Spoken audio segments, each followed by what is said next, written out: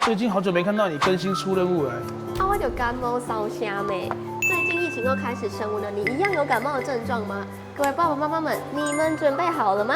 小朋友们，今天就让姐姐来教你们如何把病毒赶走吧。小朋友远离病毒的3件事情，姐姐今天就来告诉你们。首先第一步呢，就是要记得勤洗手，有7个步骤：内、外、夹、弓、大、力。最后一个步骤是玩。